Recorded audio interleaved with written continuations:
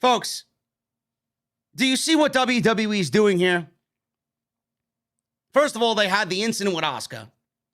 And Asuka did not embrace Charlotte. She batted Charlotte's hand away, right? Kicked her in the face. Asuka didn't want anything to do with it. And now she's crying here, and WWE's trying to develop sympathy for Charlotte Flair. Listen, it's not going to work. It's not going to fucking work. You have a better chance of finding fucking life forms on goddamn Jupiter than you do developing sympathy from the audience on Charlotte Flair. Why do we need to be or feel sympathetic for Charlotte Flair? WWE has created a fucking universe where this woman has been handed legitimately every accolade under the sun and has buried divisions so far deep that WWE will never have them recovered. Yet I'm supposed to find sympathy for Charlotte Flair because, oh, daddy wants to expand the brand. Oh, daddy wants to meddle in some other blonde's affairs. Oh, daddy wants to claim that Lacey Evans' new baby is his. Or that he's getting involved and is still in the spotlight. Or she can't work because Rick is still trying to be the nature boy. Are you fucking serious? You want me to have sympathy for Charlotte Flair when realistically, Charlotte Flair hasn't had 1 ounce of fucking sympathy for the multiple divisions that she's buried. This storyline is fucking nauseating trash. Give me a break. Do you know who I have sympathy for? Asuka. That's who I have sympathy for. The woman's been Raw Women's Champion since last April, and you've buried her in the last 6 months. That's who I have sympathy for, not fucking Charlotte Flair. This company is out of their fucking mind. Charlotte Flair is out of her fucking mind. This shit sucks. This shit sucks. Now Asuka is in a situation where she is so devalued that you're bringing up Rhea Ripley and everyone's already calling for Rhea Ripley without having one fucking match to take the title off Asuka. People are asking for Becky to come back and take the title from Asuka. This is what you do to repay Asuka? No, but you want me to have sympathy for Charlotte Flair because, oh, the blonde can't work. She's so enamored with everything else going on around her. If you're the greatest of all time, you wouldn't let that shit bother you. But you're not. But you're not. I see this through 2020 vision, folks. Now, if you have sympathy for Charlotte, you may be as dumb as Bruce writing this show and this segment. So, she said, no more humble Charlotte. Was Charlotte ever humble? The fuck am I listening to here? Because she's that good. She asked everyone to show some respect for her and what she does and what she's brought to the industry. She said she's dedicated years and tears and blood and sweat to this business. She asked what any of them have given her in return. She told Asuka and Ripley to enjoy the title match later because she is going to get hers. She drops the mic in a very cringe-like manner. And that was it. That was it. Folks, if WWE, because this is what they did before she went away, when Rhea was not even a factor, when Lacey and Charlotte and Ric Flair was the storyline, WWE tried to develop sympathy for Charlotte Flair.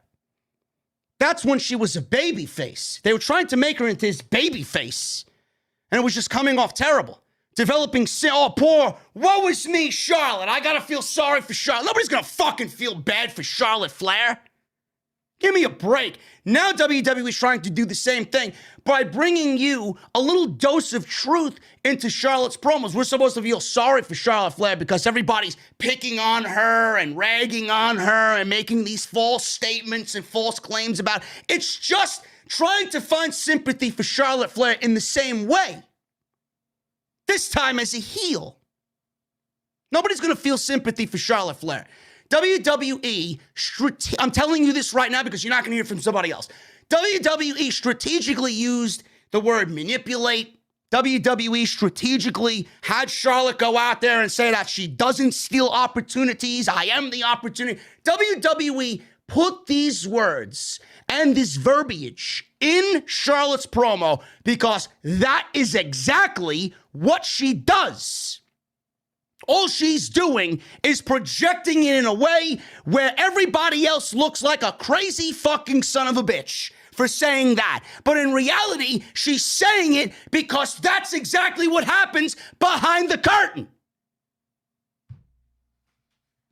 This promo was fucking nauseating. And so was her attire. Get her off my fucking TV. I said it last night. Ripley winning that championship from Asuka did nothing.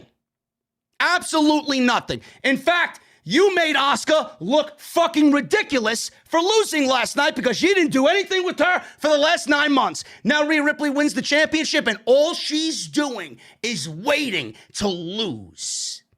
That's it.